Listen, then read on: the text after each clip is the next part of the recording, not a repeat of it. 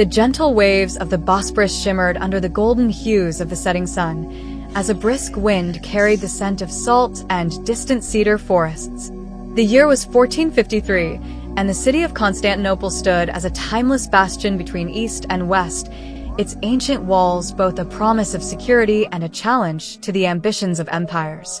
Yet, unbeknownst to the world, this would be the year the Ottoman Empire would declare itself not merely a power in the shadows, but a force destined to shape the course of history. At the heart of this tale was Mehmed II, a 21-year-old ruler with the determination of a conqueror and the vision of a statesman. Known as Mehmed the Conqueror, he had ascended to the throne of the Ottoman Empire with a singular dream: to claim Constantinople, the jewel of Byzantium, and make it the heart of his burgeoning empire. The Ottomans were no strangers to power. Emerging from the steppes of Anatolia in the late 13th century, they had grown steadily, absorbing territories from the crumbling Byzantine Empire and the fragmented principalities of the Balkans. But while their name echoed in the courts of Europe and the bazaars of the Middle East, their identity remained incomplete without Constantinople. The Siege of the Ages. In April 1453, the Ottoman army, numbering over 80,000, encircled the city. They brought with them not only swords and spears, but also a revolutionary weapon: the massive bronze cannon built by the Hungarian engineer Orban. Capable of hurling 1,200-pound stone projectiles, this technological marvel symbolized the empire's embrace of innovation to achieve its ambitions. Over 50 days, the cannon pounded Constantinople's formidable Theodosian walls, which had withstood sieges for over a millennium. Inside the city, Emperor Constantine XI rallied his people, a patchwork force of Greeks, Genoese mercenaries, and common citizens. Their faith and determination held the Ottomans at bay for weeks, but cracks began to appear, both in the city's walls and its morale. Food grew scarce, and the constant bombardment wore down even the most stalwart defenders. Mehmed, ever the strategist, exploited every advantage. He ordered his fleet to bypass the city's Great Chain Barrier by hauling ships overland on greased logs to the Golden Horn, creating a second front. This audacious maneuver shocked the defenders and underscored the Ottomans' ingenuity, triumph, and transformation. On May 29, 1453, the city fell.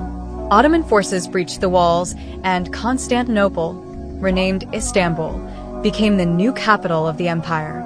Mehmed entered the Hagia Sophia, the grand cathedral of Christendom, and ordered its transformation into a mosque. Yet, he also proclaimed tolerance for the city's remaining Christian inhabitants, granting them the right to worship and rebuild their lives under Ottoman rule. This duality of conquest and accommodation became a hallmark of the Ottoman Empire. Mehmed established Istanbul as a melting pot of cultures, where Islamic, Christian, and Jewish traditions intertwined. The city flourished as a center of trade, art, and scholarship, attracting merchants and scholars from across the known world. A world stage. The fall of Constantinople sent shockwaves through Europe. The event marked the end of the Byzantine Empire and the beginning of the Renaissance, as Greek scholars fled westward, bringing with them ancient texts and ideas.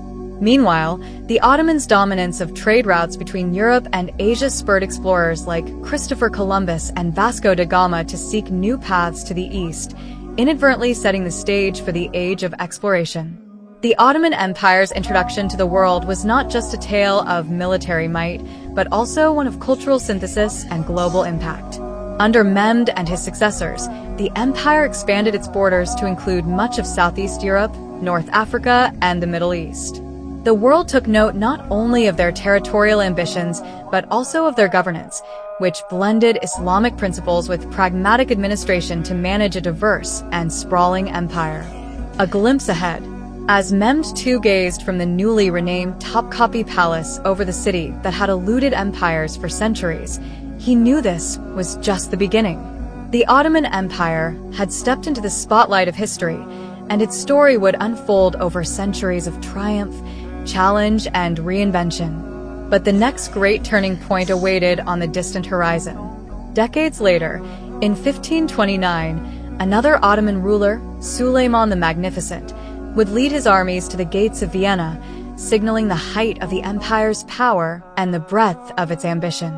This, however, is a tale for another time, one where the world would again tremble at the sound of the marching Janissaries and the shadow of the crescent moon.